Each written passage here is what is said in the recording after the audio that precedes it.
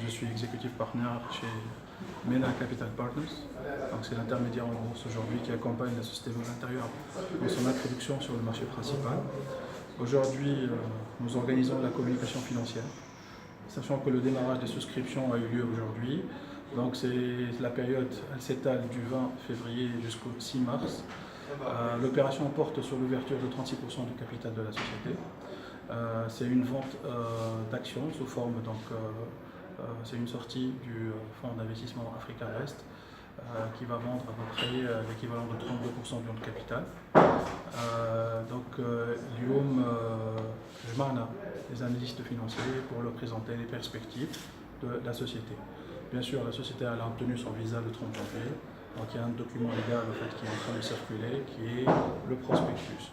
Lyon, avec la présence du top management de l'entreprise, nous allons essayer d'expliquer un peu le parcours de Meubles Intérieurs, ses réalisations historiques et sa stratégie de développement qui a été chiffrée dans un business plan, lequel business plan il figure dans les différents documents qui ont été distribués sur les différents intervenants sur le marché.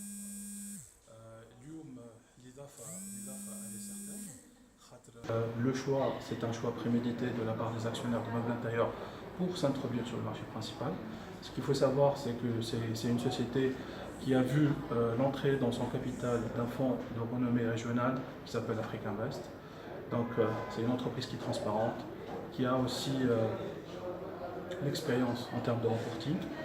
Et puis Lyon pour la pérennité de l'entreprise et donc ils ont choisi d'aller vers le marché. Ce qui va ajouter, c'est la notoriété, c'est de la rigueur et donc ça va assurer essentiellement la pérennité de l'entreprise. Lyon Sherik est leader sur son secteur avec une part de marché de l'équivalent de 20%. Elle a commencé à faire des opérations d'export. Elle cible le marché libyen, le marché algérien et le marché Côte d'Ivoire. Le marché libyen, vous connaissez en ce moment, il est quelque part un peu mis à l'écart vu la situation macroéconomique et géopolitique. Donc c'est un marché qui est porteur. La société a recruté donc un directeur export pour promouvoir la marque dans ce marché-là, sachant qu'il y a déjà un showroom qui existe et en collaboration et en partenariat avec un opérationnel algérien.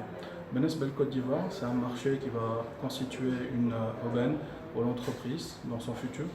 C'est une société filiale qui a été créée, donc elle a commencé, elle a démarré en 2016 et on commence à voir un peu des chiffres qui sont très rassurants quant à l'avenir de l'entreprise par rapport à cette partie-là.